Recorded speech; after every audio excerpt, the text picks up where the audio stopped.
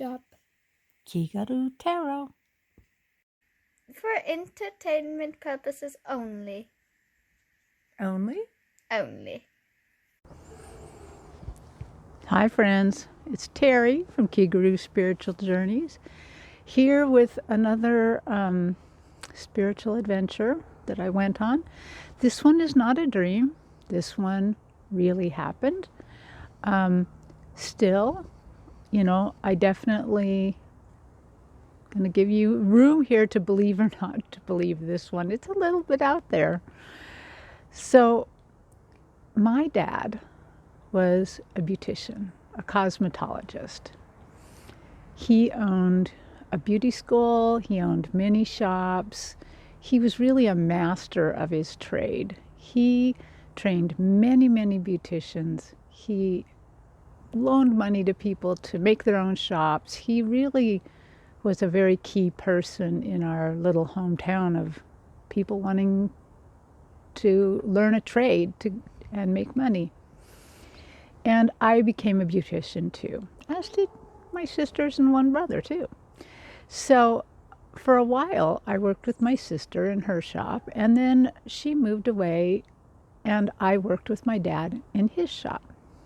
And it was so much fun working with both of them, but working with my dad, of course, was fabulous. Now, I want to tell you that my dad was a very, very deep Christian.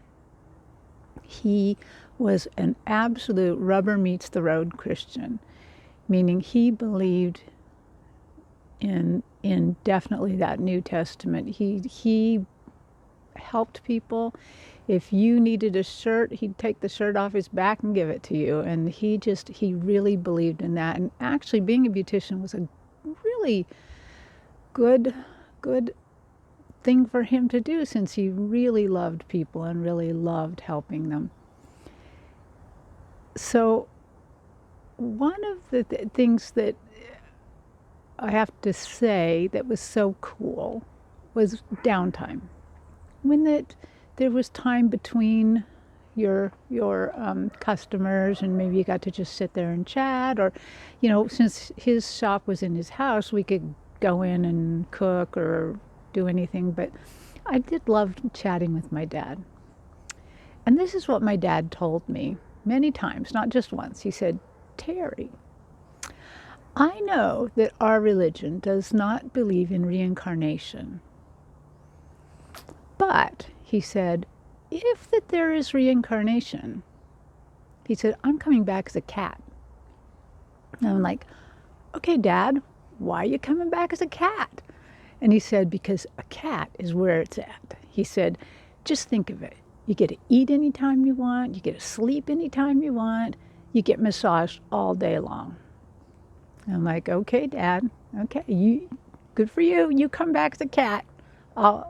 I'll be looking for you, And of course, life went on. And he said that more than one time. And I didn't really think too much of it or anything. And then my dad died.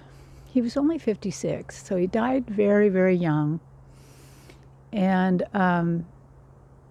at that time, when he died, I wasn't actually being a beautician. I was working kind of freelance a little bit, and I was going to college and living in family housing. And then after I graduated, we moved out. Sorry, there's little bugs around me. And moved into an apartment. When I moved into this apartment, and we weren't supposed to have cats, my youngest daughter went to visit one of my sisters whose cats had just had a litter of kittens, and she brought one home with her when she came back. She had it hidden in her bra and kind of sprung it on me. Now, I love cats, but we weren't supposed to have cats here. And but quickly, this little cat, this little blonde Manx, grew on us, and it wasn't too long before we could not possibly get rid of it. Little kitten really started very quickly doing things that reminded me of my dad. And I don't know how. I don't know how a cat could remind me of a human. I mean, they don't even have a lot of facial expressions or anything, but he would do things or eat things, or he just would remind me of my dad. I just decided, well, I'm just going to accept that. The cat is my dad. Maybe I won't tell anybody at that time because I didn't know anybody who believed spiritual things.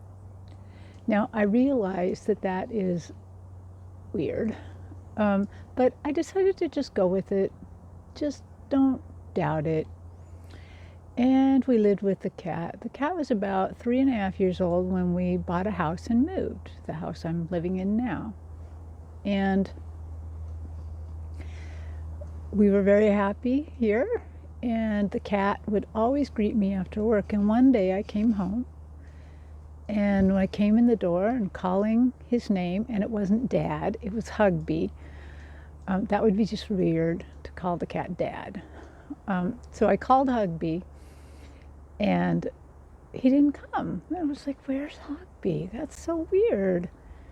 Now, sidebar, my dad died.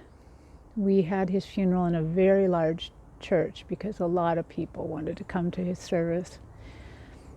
One of the sad things, other than, of course my dad's gone, but one of the saddest things is that his sister, his only sibling, was so afraid of death and so afraid of dead bodies, she could not come into the church. So she was out in the lobby, sitting on the stairs, listening to the service, but she couldn't come in because my mom insisted upon an open casket, and she was just too terrified to come in. That always stuck with me, that she missed his, she didn't get to be there with the rest of us, but she was so terrified.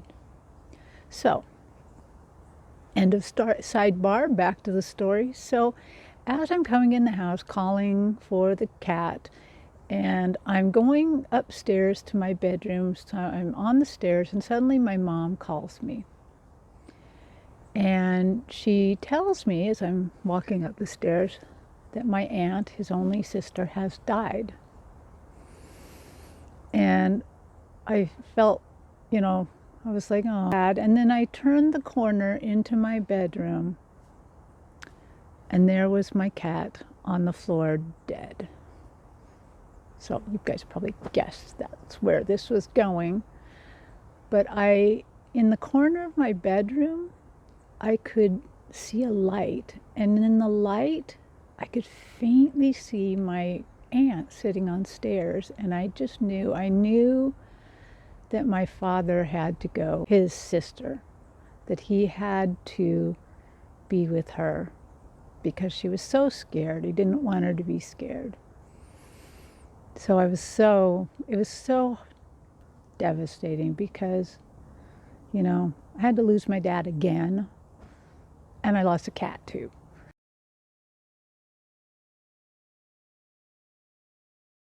So it was very sad, but,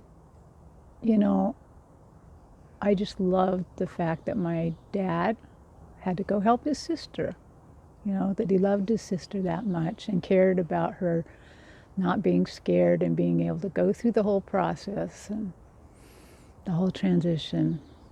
Anyway, that's my story. Believe it or not.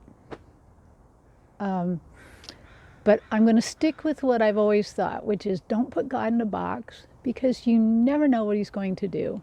And at that time, I didn't believe in reincarnation. I do now.